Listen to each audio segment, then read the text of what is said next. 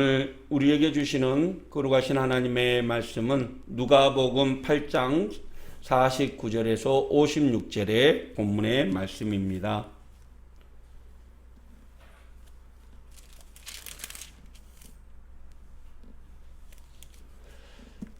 아직 말씀하실 때에 회당장의 집에서 사람이 와서 말하되 당신의 딸이 죽었나이다. 선생님을 더 괴롭게 하지 마소서 하거늘 예수께서 들으시고 이르시되 두려워하지 말고 믿기만 하라. 그리하면 딸이 구원을 얻으리라 하시고 그 집에 이르러 베드로와 요한과 야고보와 아이의 부모 외에는 함께 들어가기를 허락하지 아니하시니라. 모든 사람이 아이를 위하여 울며 통곡하며 예수께서 이르시되 울지 말라. 죽은 것이 아니라 잔다 하시니 그들이 그 죽은 것을 아는 거로 비웃더라.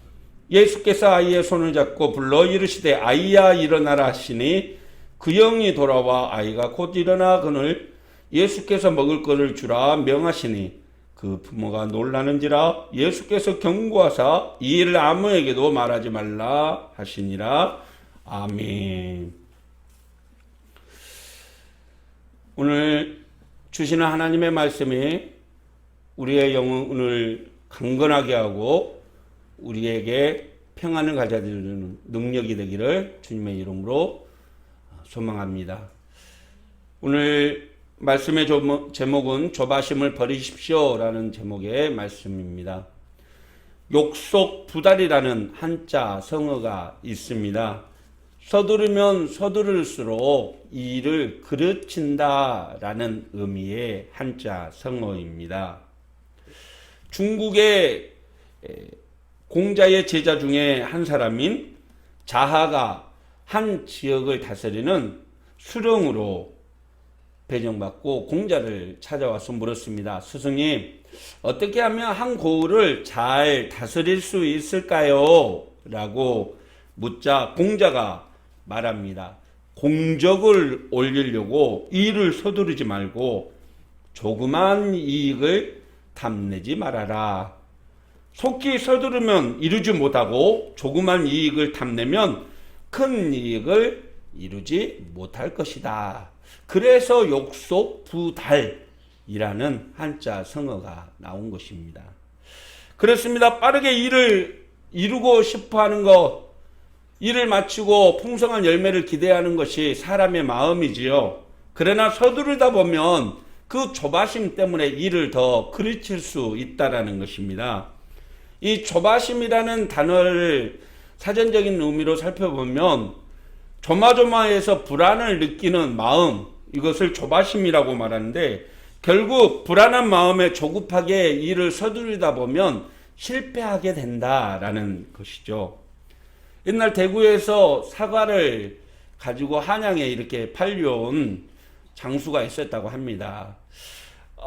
사대문이 닫히기 전에 빨리 사대문 안에 들어가서 그 다음날 사과를 팔아야 되는데 올라오다 보니까 이제 문이 닫힐 그런 시각이다 보니까 마음이 급해서 지나가는 사람한테 물었답니다. 아니 어떻게 하면 사대문 안에 이렇게 빨리 들어갈 수 있을까요? 문이 닫히기 전에 얼른 들어가야 되는데 혹시 지름길 같은 거 없습니까? 그렇게 물었더니 이 사람이 그러더랍니다. 천천히 가다 보면 아마 사대문 안에 들어갈 겁니다. 그럴 때 이 사람이 속으로 생각하는 거예요. 이 사람이 지금 무슨 소리 하고 있어? 아니 천천히 가면은 안에 들어갔다니 남 바빠 죽겠는데. 그러면서 그 얘기를 듣고 더 서둘러서 길을 나섰다고 합니다. 그런데 아불싸 이 사람이 서두르다 보니까 다리가 이게 꼬여가지고 그만 등에 지고 있던 사과가 바닥에 쏟아지고 만 거죠. 이 사람이 그 사과를 줍다 보니까 결국은 사대문 안에 들어가지를 못했다라는 것이죠. 독일 격언에 최대한 서두르는 것은 곧 늦어진다라는 의미다라는 말이 있다고 합니다. 먼 길을 가는 사람은 빨리 걷기보다는 적당히 안 지치도록 걷는 것이 중요하다라는 것이죠. 자칫 조바심에 빨리 걷다 보면 목적지에 더 늦게 도착한다라는 뜻입니다. 사랑하는 성도 여러분, 우리의 인생도 마찬가지 아니겠습니까? 인생의 성공은 빨리 가느냐의 성패에 달려있지 않습니다. 얼마만큼 자기가 계획하고 자기가 준비한 대로 즐겁고 행복한 인생길을 가느냐에 달려있는 것이죠. 고속도로의 교통사고의 절반 이상이 과속 때문에 일어난다고 합니다. 그런데 그 과속은요, 불과 1, 20분 차이라는 것이죠. 우리의 인생의 운정도 마찬가지입니다. 성공을 위해서 빠르게 앞만 보고 달리다 보면 건강도 잃게 되고 돈도 잃게 되고 사람도 잃게 된다는 것이죠. 마구마구 속도를 내고 빨리 달려가고 싶어도 오히려 속도를 줄이고 주변을 살펴보면서 나와 함께하는 사람들과 더불어 살아가는 것, 이것이 우리가 원하고 바라는 목적지에 최대한 빨리 가는 길이라는 것이죠. 사랑하는 성도 여러분, 조바심 내지 않고 우리의 인생길을 성실하게 착실하게 더불어 함께 살아가는 저와 여러분이 되었으면 좋겠습니다. 급하면 일나지요. 오늘 하나님께서 말씀하시는 것처럼 우리의 삶이 하나님의 은혜 가운데 천천히 여유를 가지고 그렇게 살아갈 수 있는 저와 여러분이 되시기를 바랍니다. 오늘 본문에서도 12살 된 외동딸을 자신의 조급함 때문에 자칫 죽을 뻔한 한 사람의 얘기가 기록이 되어 있습니다. 성경에는 그 사람의 이름을 회당장 야이로라고 기록을 하고 있죠. 예수님 당시에 회당장이라는 직분은 회당의 건물을 관리하는 것뿐만 아니라 회당의 예배를 계획하고 준비하는 그러한 진행하는 직책을 가진 사람입니다. 사실 유대 사회에서 회당장은 정치적으로나 경제적으로나 또 종교적으로 상당히 큰 영향력을 가진 사람이었죠. 그런데 오늘 본문에 보니까 놀랍게도 그 딸이 죽어가고 있다라고 기록을 하고 있습니다. 그래서 백방으로 수소문행 끝에 사람을 살리고 고치는 능력을 가졌다라는 예수님의 소리를 듣고 그 예수님께 나오게 된 것이죠. 오늘 본문의 말씀 40절의 말씀 한번 보겠습니다.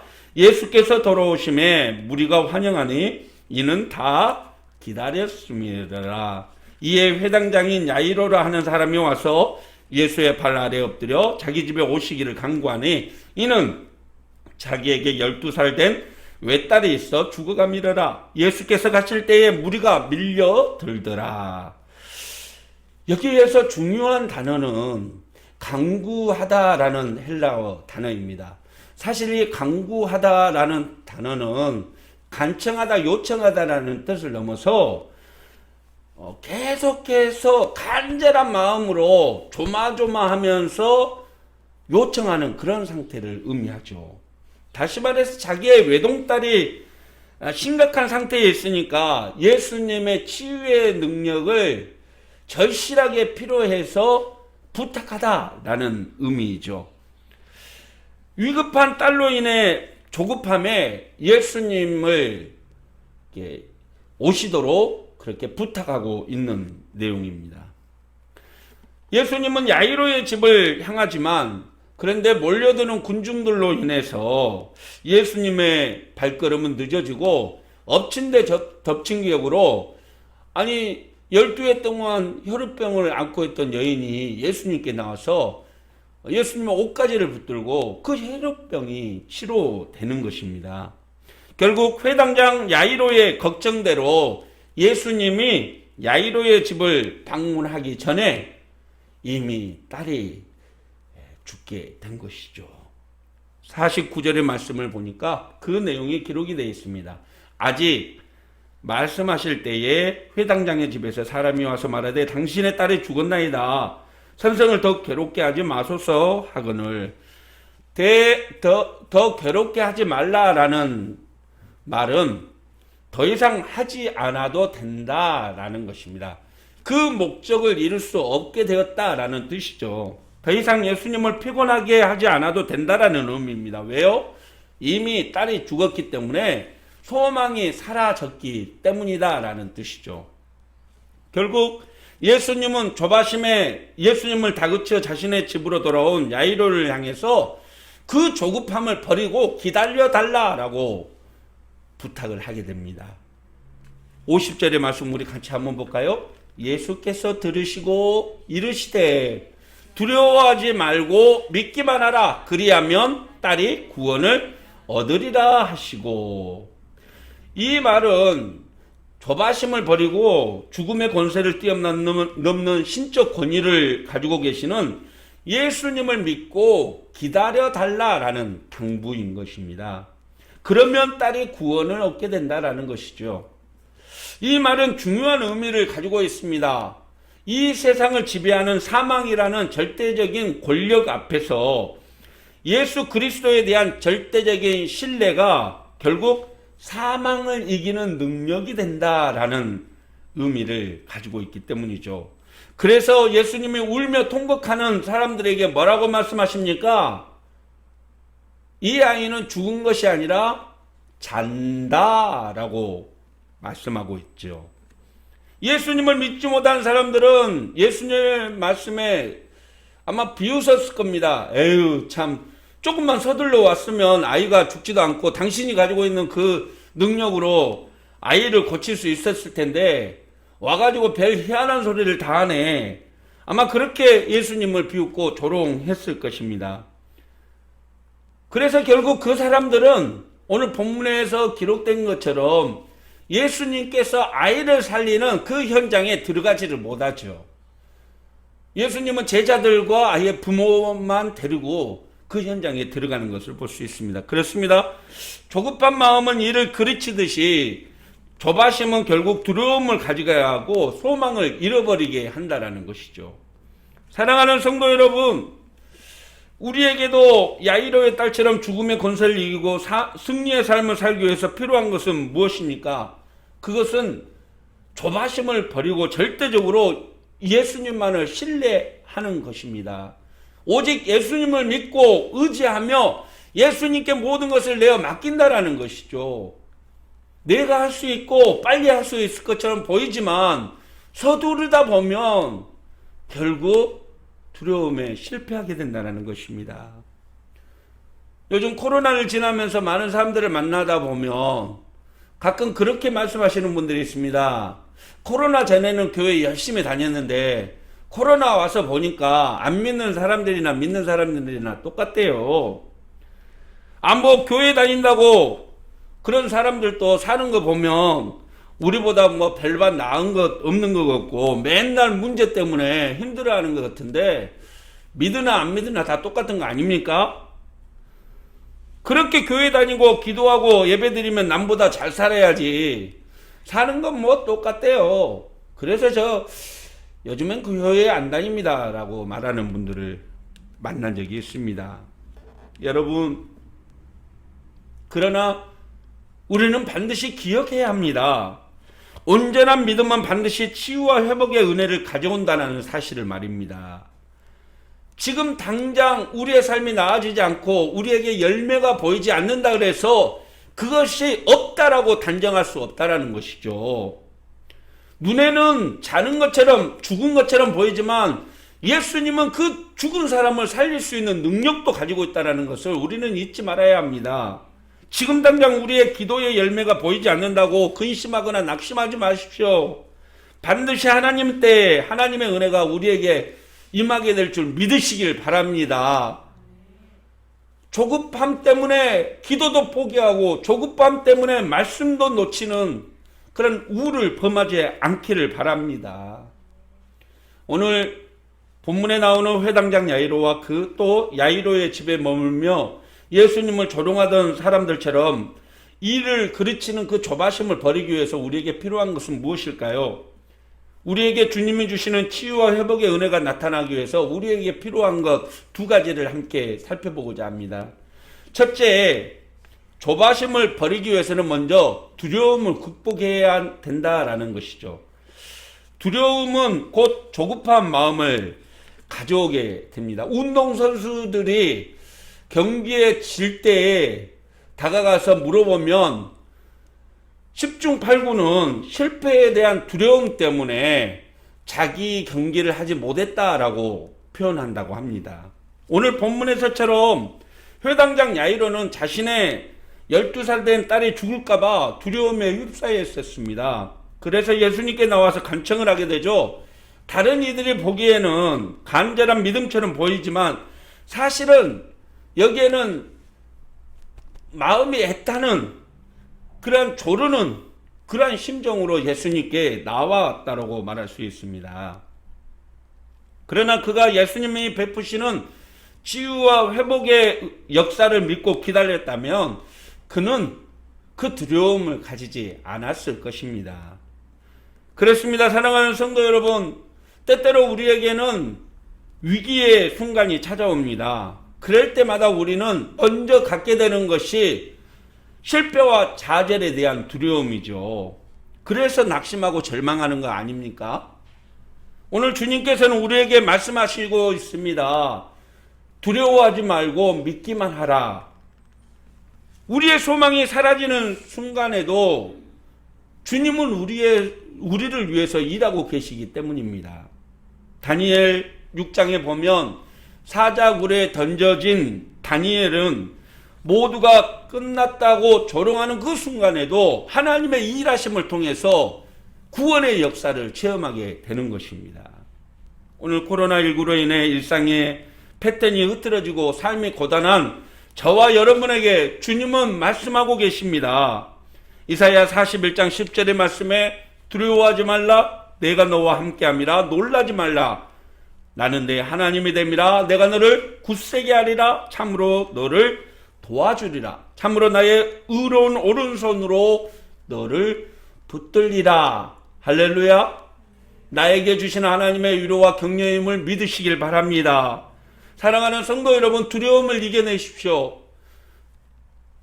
끝까지 주님을 신뢰하고 의지함으로 우리의 삶이 치유되고 회복되는 은혜의 역사가 매일매일 우리의 삶에 나타나기를 주님의 이름으로 축원합니다.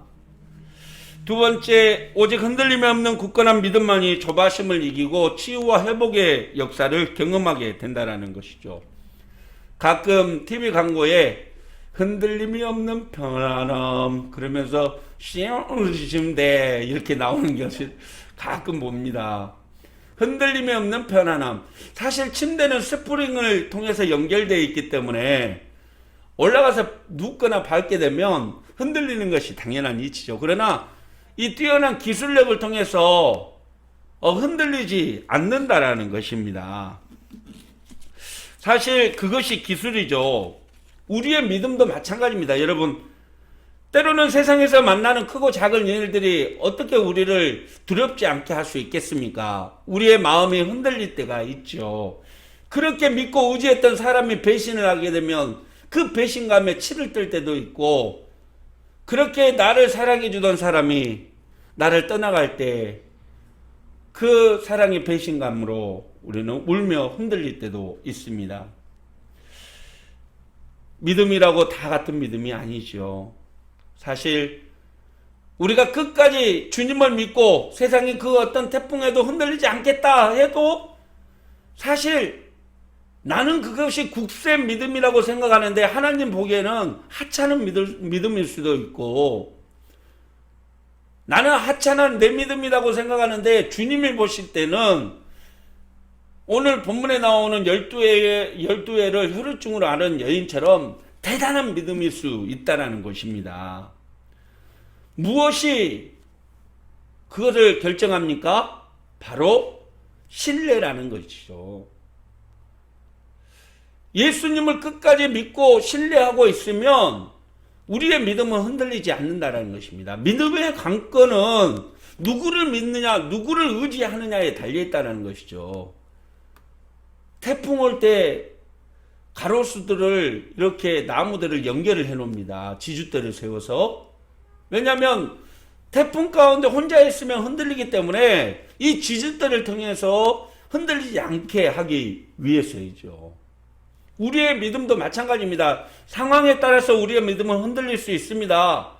그러나 그 믿음을 누구에게? 주님께, 하나님을 향한 굳건한 믿음으로 나아갈 때 우리는 어떤 환경에서도 흔들리지 않게 된다는 것이죠. 예수님은 오늘 본문에서 모두가 끝났다고 생각하는 그 죽음 앞에서도 자신을 믿기만 하면 그 죽음의 문제가 해결된다라고 말씀하고 있지 않습니까? 예수님이 원하는 건 무엇일까요? 믿음입니다. 두려움이 아니라 믿음이죠.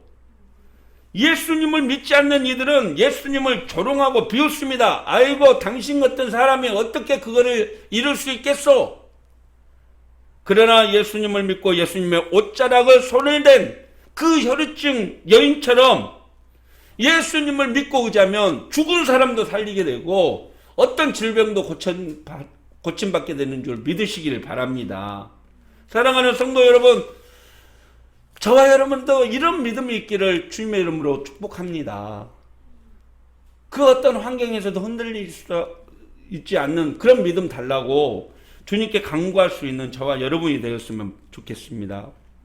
우리는 주님이 행하시는 놀라운 일들을 알고 있습니다. 중요한 것은 그것을 내 삶에 나타나는 기적으로 믿고 있느냐는 것이죠. 회당장 야이로의 딸만 살아나는 것이 아니라 굳건하게 내 삶에도 그런 하나님의 능력이 나타날 것이라고 믿는 저와 여러분에게도 그런 역사는 오늘 이 시간 나타나게 될 줄 믿으시길 바랍니다. 믿음은 계산하고 나가는 투자가 아닙니다.